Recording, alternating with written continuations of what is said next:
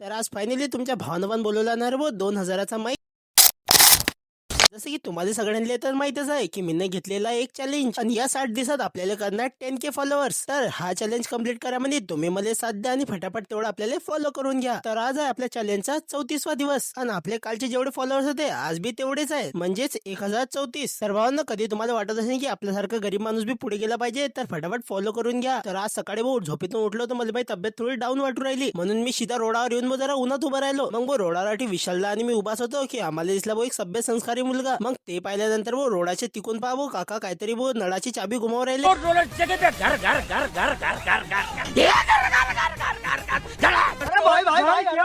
इकडे काकाने चाबी घुमाई आणि इकडे जमिनीतून पाणी निघायला लागलं. मग आमच्यासाठी थोडी कॉमेडी चालू होती की भाऊ तेवढ्यात हे भाऊ आले. भाऊ म्हणत की तुमचं 10,000चा पार्सल आहे म्हणे. मग भाऊ ऑर्डरची सगळी फॉर्मॅलिटी कंप्लीट केल्यानंतर भाऊले म्हटलं अडीच अनबॉक्सिंग करून दाखवा म्हटलं मला. मग भाऊनं भाऊ एक एक करून भाऊ पार्सलचे सगळे वस्त्र हरण केले. मग सगळी फॉर्मॅलिटी कंप्लीट झाल्यानंतर मीनं भाऊले केलं टाटा. आणि भावांनो, हा आहे आपला माईक बोया BY-M1. चला तर घरी जाऊन मस्त त्याची अनबॉक्सिंग करू आपण. आता घरी येता बरोबर तर पलंगावर पार्सल फेकलं. पार्सल फेकल्याबरोबर तर सगळं सामान पसरलं. तर हे पहा आता आपल्याला पार्सल मध्ये काय काय भेटायला भेटते. सगळ्यात पहिले तर आपल्याला एक बटन सेल भेटते, त्याच्यामध्ये आपल्याला माईकले लावायला एक चिमटा आणि काही 1-2 बोया कंपनीचे स्टिकर आणि आखरी मध्ये कॅमेराच्या नाकामध्ये खोशाला एक पिन भेटते. आणि एवढं सगळं झाल्यानंतर हे पहा आपला हा माईक असते. तर आता तुम्हाला पण कधी हा माईक बोलवणं असेल तर तुम्ही फ्लिपकार्ट नाही अमेझॉन याच्यासारख्या दोन्ही वेबसाईटवरून तुम्ही बोलवू शकता. चला तर भावना, आजच्यासाठी एवढंच. ब्लॉग आवडला असेल तर फॉलो नक्की करून घ्या, कारण की आपल्याला चॅलेंज लवकरात लवकर कंप्लीट करायचं आहे. चला तर भेटूया अशा एखाद्या नवीन ब्लॉग सोबत. तोपर्यंतसाठी जय श्रीराम.